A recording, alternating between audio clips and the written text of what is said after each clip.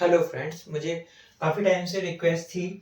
लोग पूछते थे मेरे से बार बार कि फार्मेसी का स्कोप क्या है, बी फार्म करने के बाद या फिर एम फार्म करने के बाद हम किस किस फील्ड में काम कर सकते हैं। ये काफ़ी सारे स्टूडेंट्स मुझसे मुझसे पूछते थे और जो लोग बी फार्म करना चाहते हैं वो लोग मुझसे पूछते थे। कुछ लोग 12th के बाद डिसीजन नहीं ले पाते कि आगे क्या करना है, किस तरह से करना है, या फिर मेडिकल फील्ड में जाना है और मेडिकल फील्ड में नहीं होता है तो फिर आगे क्या करना है। तो ऐसे केसेस में लोग ज़्यादातर मुझसे पूछते हैं कि बी फार्म अगर हम करें तो उसमें स्कोप क्या क्या हो। तो मुझे ऐसा लगा कि एक डिटेल्ड वीडियो की ज़रूरत है और यहाँ पर मैं एक डिटेल्ड वीडियो लेकर आया।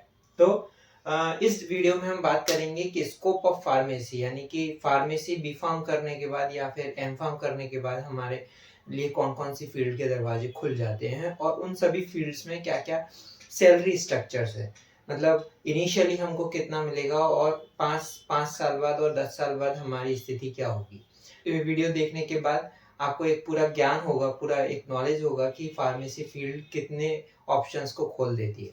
तो शुरुआत करते हैं। फार्मेसी फील्ड में सबसे पहले गवर्नमेंट जॉब्स की बात करें तो हमारे पास ऑप्शंस हैं फार्मासिस्ट के। तो रेलवे में फार्मासिस्ट की जॉब्स निकलती हैं। इनका वेतनमान लगभग 20,000 से शुरू होता है और आगे जाके जैसे जैसे एक्सपीरियंस बढ़ता जाता है, गवर्नमेंट के वेतनमान लगते जाते हैं, उस तरह से इनका वेतन भी बढ़ता जाता है।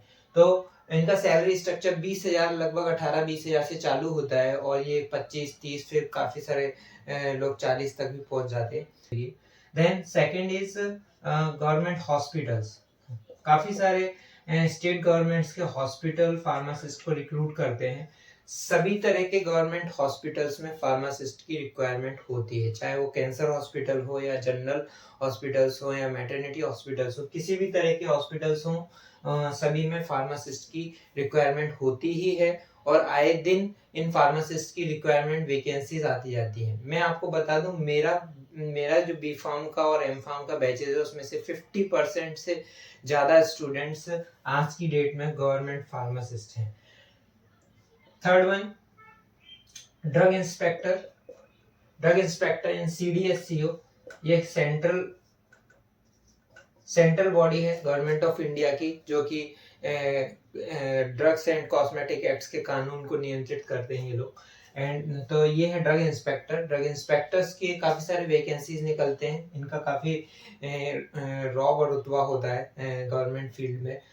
जितने भी मेडिकल्स के लाइसेंस जो डिस्ट्रीब्यूट किए जाते हैं, लाइसेंस बनाए जाते हैं, तो उन सभी में इनकी रिक्वायरमेंट होती है। इनके एंड ड्रग इंस्पेक्टर्स एक तो CDSCO में, जो कि सेंट्रल बॉडीज होते हैं। देन यही ड्रग इंस्पेक्टर्स स्टेट गवर्नमेंट में भी इनकी रिक्वायरमेंट होती है। तो हर स्टेट्स के अपने अलग ड्रग इंस्पेक्टर्स होते हैं और CDSCO यानी कि सेंट्रल गवर्नमेंट के अपने ड्रग इंस्पेक्टर अलग होते हैं। ये दोनों मिलके इंडस्ट्रियल फार्मास्यूटिकल इंडस्ट्रीज के ऑडिट्स करते हैं और उनको लाइसेंस प्रोवाइड करते हैं। विदाउट इनके रिकॉग्निशन के, विदाउट इनके ऑडिट के, किसी भी फार्मास्यूटिकल कंपनी को ना ही मैन्युफैक्चरिंग लाइसेंस मिलता है और ना ही उन लाइसेंस का रिन्यूअल होता है। तो ये ड्रग इंस्पेक्टर्स की पोस्ट आए दिन निकलती रहती हैं और इनका वेतनमान भी लगभग 40,000 से शुरुआत होती है और जैसे जैसे इनका एक्सपीरियंस बढ़ता जाता है ऐसे ऐसे इनका सैलरी स्ट्रक्चर्स भी काफ़ी बढ़ता जाता है। तो ये तो बात हुई गवर्नमेंट जॉब में second option. Then one more option is forensic labs in government organisations. तो फॉरेंसिक लैब्स में गवर्नमेंट की कुछ फॉरेंसिक लैब्स हैं, तो उनमें भी आपने अगर एम फार्म फार्माकोलॉजी किया या फिर एम फार्म फार्मास्यूटिकल इंडस्ट्री से किया, फार्मास्यूटिकल केमिस्ट्री से किया है, तब भी आप इसमें जा सकते हैं। तो फॉरेंसिक लैब्स में भी ये काफ़ी बड़ा फील्ड है जिसमें कि आप एज ए एनालिस्ट इसमें काम कर सकते हैं। तो ये तो बात हुई हमारे गवर्नमेंट जॉब्स की। Next is sales and marketing. तो आप सेल्स एंड मार्केटिंग में जा सकते हैं। सेल्स एंड मार्केटिंग में सबसे बड़ा फार्मास्यूटिकल सेल्स एंड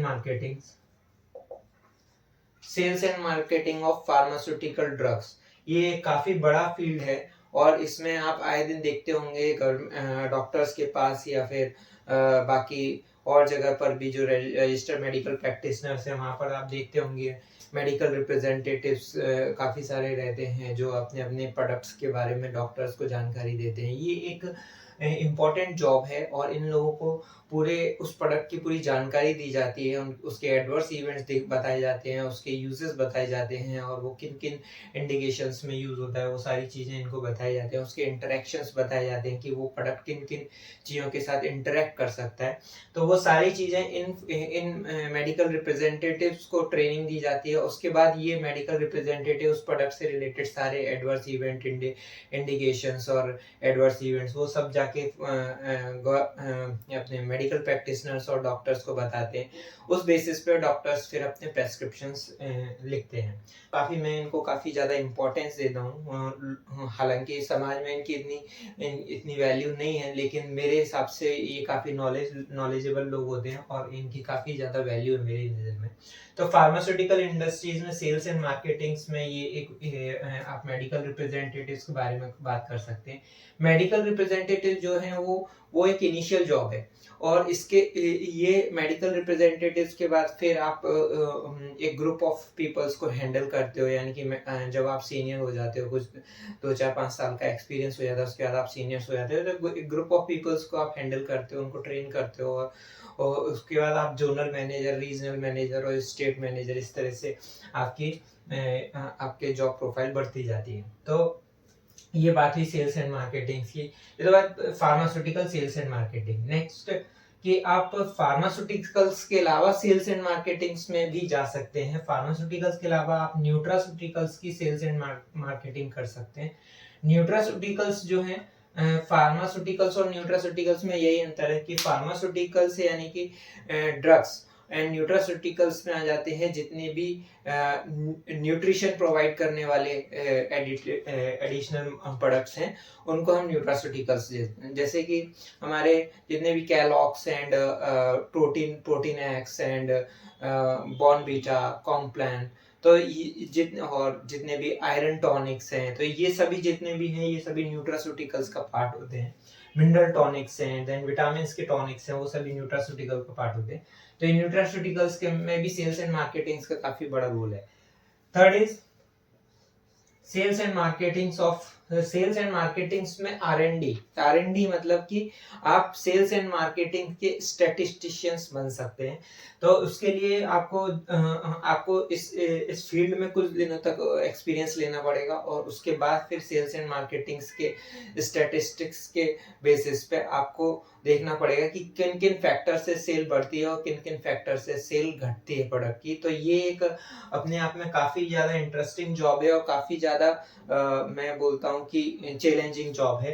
तो फार्मास्यूटिकल इंडस्ट्रीज में आपके पास काफी सारे डिपार्टमेंट्स के ऑप्शन ओपन हो जाते हैं जिसमें आप जॉब कर सकते हैं और ये एक फील्ड ऐसी है जो काफी सारे फार्मेसी स्टूडेंट्स को जॉब प्रोवाइड कर रही है। तो इसमें जो जिन डिपार्टमेंट्स में आप जा सकते हो वो हैं QA, quality assurance, quality control, manufacturing, R&D, technology transfer और उसके बाद रेगुलेटरी अफेयर्स और काफ़ी सारे अलग डिपार्टमेंट्स हैं जैसे कि सप्लाई चेन के बाद product technology development, then analytical, R and D, इस तरह से काफी सारे डिपार्टमेंट्स होते हैं जहां पर फार्मा स्टूडेंट्स की रिक्वायरमेंट होती है। तो ये काफी इन डिपार्टमेंट्स में आए दिन कोई ना कोई वैकेंसी निकलती रहती है और आपको पता है कि फार्मास्यूटिकल इंडस्ट्रीज अपने भारत में कितनी सारी हैं और कितना सारा ऑप्शंस इन स्टूडेंट्स के लिए खुला हुआ है। इन सभी जो डिपार्टमेंट है इसके जॉब रोल्स अलग अलग होते हैं। जैसे क्वालिटी एश्योरेंस है, ये मेनली डॉक्यूमेंटेशन का पार्ट हैंडल करते हैं फार्मास्यूटिकल्स में। काफी एक चैलेंजिंग जॉब है। इसमें फार्मास्यूटिक्स से जो एमफार्म करके आते हैं या फिर क्यूए में एमफार्म, क्यूए डीआरए में एमफार्म जो लोग करके आते हैं वो सभी लोग इस पर्टिकुलर डिपार्टमेंट में काम कर सकते हैं। सेकंड डिपार्टमेंट की जो हम बात करते हैं वो क्वालिटी कंट्रोल। तो बेसिकली इसमें M form pharmaceutics, M form medicinal chemistry, M form analytical chemistry, MSc MSc in organic chemistry, ये सारे लोग इसमें काम कर सकते हैं। और ये भी अपने आप में एक बड़ा चैलेंजिंग डिपार्टमेंट है, क्योंकि इसमें हमको इंस्ट्रूमेंट के साथ काम करना होता है, और इंस्ट्रूमेंट के रेक्टिफिकेशंस में जो लोग इन्वॉल्व रहते हैं, मतलब कि किसी इंस्ट्रूमेंट में कुछ एरर आया या फिर किसी इंस्ट्रूमेंट से कोई मेथड डेवलप नहीं हो रहा है, कोई एनालिसिस के रिजल्ट अप्रोप्रिएट नहीं आ रहे हैं, तो उसके मेथड ऑफ एनालिसिस में किस तरह से हम वेरिएशन करें, किस तरह से चेंजेस करें, और उसके बाद वो मेथड डेवलप करके फिर से हम उसका एनालिसिस लगाएं और वो रिजल्ट्स लेकर आएं। तो ये भी अपने आप में काफ़ी बड़ा और चैलेंजिंग जॉब है। Quality control is all about controlling the quality of the product with the help of analysis, यानी कि आप प्रोडक्ट के डिफरेंट हिस्सेस पे सैंपल्स निकाल के उनके एनालिसिस लगाते हो और उन एनालिसिस के रिजल्ट के बेसिस पे प्रोडक्ट की क्वालिटी डिसाइड करते हो। सो this is one of the most important department who decides the quality of the product. Third one is manufacturing, vast and a big department. अगर किसी फार्मास्यूटिकल इंडस्ट्रीज में 800 लोग हैं तो 800 में से 400 450 लोग सिर्फ और सिर्फ मैन्युफैक्चरिंग में काम करते हैं। तो ये अपने आप में एक बड़ा डिपार्टमेंट है, काफ़ी ज़्यादा चैलेंजिंग डिपार्टमेंट है, क्योंकि आपके ऊपर एक कांस्टेंट एक चैलेंज बना हुआ रहता है कि आपको प्रोडक्शन निकालना है, और इस तरह से आपको एक टारगेट दिया जाता है कि आपको इस महीने में इतने बैचेस निकालने हैं, इस साल में इतने बैचेस निकालने हैं, और उन टारगेट्स को आप मीट करते हो तो कंपनी भी आपके बारे में काफ़ी कुछ अच्छा करती है। देन R&D, मेरे को ज़्यादा बोलने की ज़रूरत नहीं है, अपने आप में एक बड़ा चैलेंजिंग डिपार्टमेंट है। जितने भी प्रोडक्ट्स बनते हैं फार्मास्यूटिकल इंडस्ट्रीज में, उन सब का रिसर्च एंड डेवलपमेंट ये डिपार्टमेंट करता है। किस तरह से करता है ये अगर मैं इस वीडियो में समझाने जाऊंगा तो ये काफ़ी एक 2 घंटे का वीडियो बन जाएगा, इसलिए इसके लिए हम डिटेल वीडियो में कभी बात कर सकते हैं। देन टेक्नोलॉजी ट्रांसफर, कोई भी प्रोडक्ट जो कि R&D एंड डेवलप किया है उसको प्रोडक्शन साइट पर लेके आना इस पर्टिकुलर डिपार्टमेंट की जिम्मेदारी है। तो ये भी इनकी भी रिक्वायरमेंट आए दिन रहती ही है फार्मास्यूटिकल इंडस्ट्रीज में। आप कभी भी देख लो, टेक्नोलॉजी ट्रांसफर के लोगों की रिक्वायरमेंट रहती है। ये काफ़ी बड़ा स्कोपफुल डिपार्टमेंट है, और इसमें भी M.Pharm pharmaceutical, M.Pharm industrial pharmacy, B.Pharm, ये सारे लोग इसमें इजीली अप्लाई कर सकते हैं। M.Pharm in drug regulatory affairs and QA DRA के जो लोग हैं वो इस पर्टिकुलर डिपार्टमेंट में अप्लाई कर सकते हैं, और इनका तुरंत सिलेक्शन हो जाएगा। क्यों? क्योंकि DRA जो ड्रग रेगुलेटरी अफेयर्स है वो सिर्फ और सिर्फ इन्हीं यही डिपार्टमेंट्स के स्कोप में आता है। तो ड्रग रेगुलेटरी अफेयर्स से रिलेटेड सारी चीज़ें आपको रेगुलेटरी अफेयर्स में करने को मिलेंगी, जो कि आपने आज तक B.Pharm और M.Pharm में पढ़ी हैं, वो आपको एक्चुअल में रेगुलेटरी अफेयर्स में जब आप काम करोगे तो वो सारी चीज़ें आपको प्रैक्टिकली करने को मिलेंगी। आपको पूरा डोजियर बनाना पड़ता है, एजेंसीज के साथ कम्युनिकेट करना पड़ता है, उन एजेंसीज की क्वेरी रिजॉल्व करना पड़ती हैं, आपकी कम्युनिकेशन काफ़ी अच्छा इम्प्रूव हो जाता है, और इन लोगों की सैलरी स्ट्रक्चर ऑसम। तो ये एक काफ़ी बड़ा अच्छा डिपार्टमेंट है, और मैं सजेस्ट करता हूँ कि अगर रेगुलेटरी अफेयर कोई डिपार्टमेंट मिल रहा है तो बॉस आपका कैरियर एकदम बन जाता है। देन इसके ये सभी डिपार्टमेंट्स कोर डिपार्टमेंट है। इसके अलावा भी कुछ डिपार्टमेंट्स हैं जिनमें आप अप्लाई कर सकते हो, लाइक सप्लाई चेन, काफ़ी अच्छा डिपार्टमेंट है। फार्मास्यूटिकल्स में जितने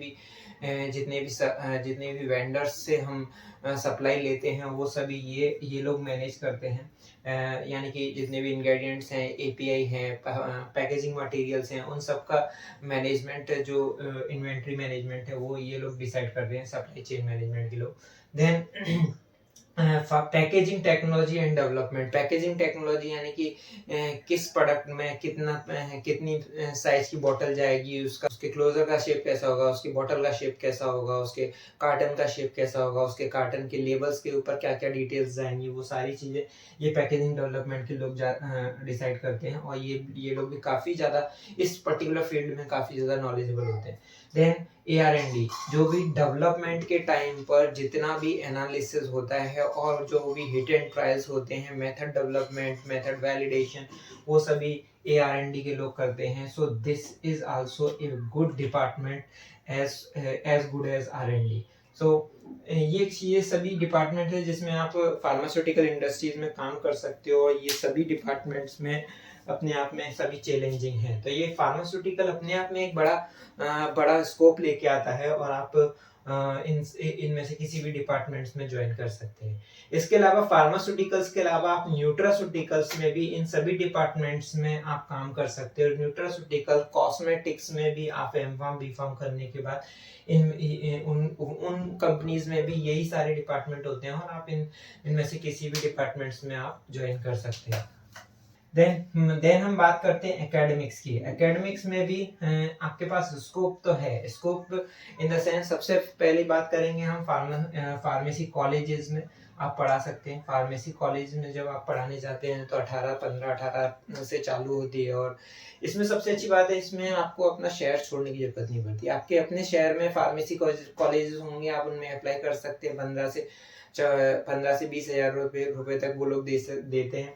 और उसके बाद फार्मेसी कॉलेज में अप्लाई करने के बाद आप खुद की भी अपनी कोचिंग डाल सकते हैं। तो मैं सजेस्ट करूंगा, फार्मेसी अगर आप अपना शहर नहीं छोड़ना चाहते हैं तो फार्मेसी कॉलेज में अप्लाई करें। फार्मेसी कॉलेज में अप्लाई करने के बाद फिर आप अपनी कोचिंग डालें और कोचिंग में आप किन को पढ़ाएंगे। कोचिंग में आप गेट की तैयारी के लिए जीपैट की तैयारी के लिए कोचिंग कर सकते हैं और सेमेस्टर यानी कि बी फार्म के जो सेमेस्टर्स हैं उनकी तैयारी करवा सकते हैं बच्चों को।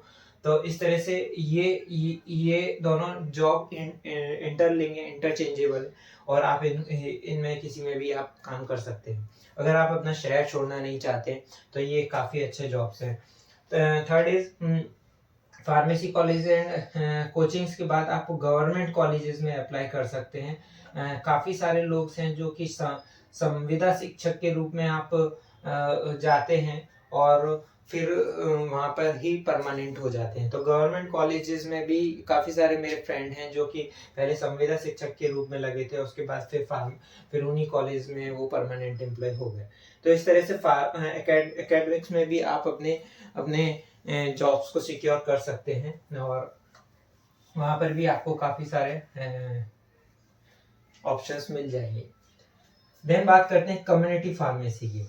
लोगों को लगता है कि medical is not a good option for pharmacy, but मैं कहता हूँ कि बिजनेस प्रोस्पेक्टिव से जिन लोगों का बिजनेस माइंडेड जो लोग बिजनेस प्रोस्पेक्टिव से सोचते हैं, उन लोगों को ये जरूर ऑप्ट करना चाहिए। इसमें कोई शर्म वाली बात नहीं है और ये लोग काफ़ी ज़्यादा पैसा कमाते हैं। मैं अपने एक दोस्त की बात करता हूँ कि वो 50,000 उसकी लगभग सैलरी थी। उसके बाद भी उसको शायद घर पे कुछ ऐसा हो गया कि उसके मदर फादर को उसकी ज़रूरत हो गई और वो अपने यहाँ का इकलौता लड़का था। तो वो जॉब छोड़ के वापस अपने शहर में गया। वहाँ पे उसने मेडिकल शॉप ओपन की और आज की डेट में उसके पास 3 मेडिकल शॉप हैं। विदिन 2 ईयर्स उसने 3 मेडिकल शॉप डाल ली। तो डिपेंड करता है कि आप किस तरह से उसको ऑर्गेनाइज करते हो, किस तरह से उस पर काम करते हो, किस तरह से उसमें टाइम देते हो। तो medical is always a good option for all the pharmacist. और मेडिकल में सिर्फ आपको जरूरी नहीं है कि आप एलोपैथिक मेडिसिन ही बेचो। आप आयुर्वेदिक मेडिसिन के लिए भी इसमें साथ साथ बेच सकते हो।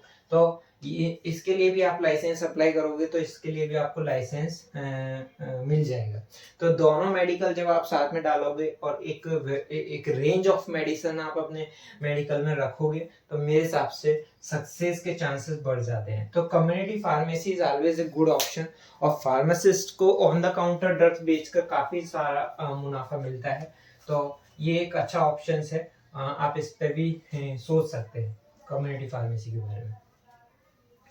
अदर ऑप्शंस के बारे में बात करूं तो फार्माकोविजिलेंस एक डिपार्टमेंट है। फार्माकोविजिलेंस में भी आप काम कर सकते हैं।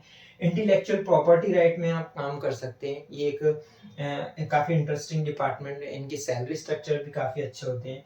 आईटी में काम कर सकते हैं। सोच के थोड़ा सा अजीब लग रहा है, सुन के थोड़ा सा अजीब लग रहा होगा, लेकिन मैं आपको बताऊंगा कि आईटी में किस तरह से आप काम कर सकते हैं और कौन कौन सी कंपनियां एम फार्म और बी फार्म ग्रेजुएट्स को लेती हैं। देन आउटसोर्सिंग एक्टिविटीज क्या होती हैं, किस तरह से काम करती हैं, ये भी हम इसको एक अलग से वीडियो में बात करेंगे क्योंकि ये वीडियो काफी लंबा होते जा रहा है। तो जो मेजर फील्ड थे जिनमें आप अपना स्कोप देख सकते हो, फार्मेसी का स्कोप देख सकते हो, वो मैंने ऑलरेडी डिस्कस कर लिए हैं। इसके बाद हम जो अदर स्कोप्स हैं जिनमें काफी सारा आपको स्कोप, मैं बोलता हूँ जो 70-80% था स्कोप वो मैंने कवर कर लिया है। 20% जो लोग हैं वो इन फील्ड्स में जाते हैं, और ये जो फील्ड्स हैं 80% लोगों से ज्यादा सैलरी स्ट्रक्चर इन लोगों का है। तो सैलरी स्ट्रक्चर की अगर मैं बात करूं तो ऑलरेडी मैंने सभी फील्ड में सैलरी स्ट्रक्चर में बताता आ रहा हूँ। जस्ट मैंने फार्मास्यूटिकल इंडस्ट्रीज में किस तरह से सैलरी स्ट्रक्चर डिस्ट्रीब्यूट होता है। तो मैं बात करूं, जब आप इनिशियली अप्लाई करते हैं M pharm, B pharm, freshers, तो उनकी शुरुआत होती है 15, 18, 20 इस तरह से उनकी शुरुआत होती है। ये मतलब बी फार्म है तो 15,000 और एम फार्म है तो 18,000 या तो 20,000, डिपेंड्स की कंपनी कौन सी है। ठीक है, फिर हर साल आपको इंक्रीमेंट लगता है उस पर। कोई कंपनी 5% देती है, कोई 8% देती है, कोई 10% देती है और कोई 15% देती है। तो डिपेंड ऑन द कंपनी आपका सैलरी स्ट्रक्चर बढ़ता जाता है। आप 2 साल 3 साल एक कंपनी में काम करते हो, स्विच कर लेते हो, स्विच करने के बाद जब आप दूसरी कंपनी में जाते हो तो वो कंपनी आपको ऑफर करती है 20-30% जो आपका पैकेज है उसके ऊपर। तो इस तरह से आपका पैकेज बढ़ता जाता है। ठीक है, शुरू के 3 सालों तक मेरा पैकेज 3.5 लाख रुपए था। जब मैंने शुरुआत करी थी मेरा पैकेज 8,800 रुपए था, यानी कि 1 लाख रुपए जैसा था। 1.2 लाख बोल सकते हो आप। तो 1.2 लाख मेरा इनिशियली था। 3 साल बाद मेरा पैकेज 3.5 लाख हुआ, और 3 साल के बाद फिर मैंने स्विच किया, और स्विच करने के बाद मेरा पैकेज सीधा 6.5 हुआ, और 6.5 के बाद फिर उसमें 15% के इंक्रीमेंट लग गए। आज की डेट में मैं 12 साल 13 साल का एक्सपीरियंस हो चुका है। मैं अपना पैकेज डिस्क्लोज नहीं करूंगा, लेकिन आप लगा सकते हो कि कितना होगा। ठीक है, तो ये मैंने आपको एक फार्मास्यूटिकल इंडस्ट्रीज में पैकेज का एक प्रेडिक्शन दे दिया है कि किस तरह से पैकेज डिस्ट्रीब्यूट होते हैं यहाँ पे। और बाकी कम्युनिटी फार्मेसी में आप ऑलरेडी सोच सकते हो कि जिस तरह से बिजनेस बढ़ेगा, जिस तरह से आपका बिजनेस ग्रोथ होगा, उस तरह से आपका इनकम और सोर्सेज ऑफ इनकम भी बढ़ते जाएंगे। इन सभी डिपार्टमेंट्स की हम बात करेंगे एक सेपरेट वीडियो में, और यकीन मानिए उस वीडियो को देखना जरूर, आपको बड़ा मजा आएगा, क्योंकि ये सभी डिपार्टमेंट काफी इंटरेस्टिंग डिपार्टमेंट है। जिन लोगों को फार्मेसी पढ़ के ऐसा लग रहा है कि नहीं अभी कुछ और करना है, ये काफी टाइम से हम फार्मेसी पढ़ते आ रहे हैं, अभी कुछ और करना है, तो आप इन पर्टिकुलर डिपार्टमेंट्स के लिए बने हो गाइस, और इसके बारे में आप जानकारी लो। इन्हीं डिपार्टमेंट्स में अप्लाई करो, पैसे भी कमाओगे और इंटरेस्ट भी आएगा आपको अपने काम करने में।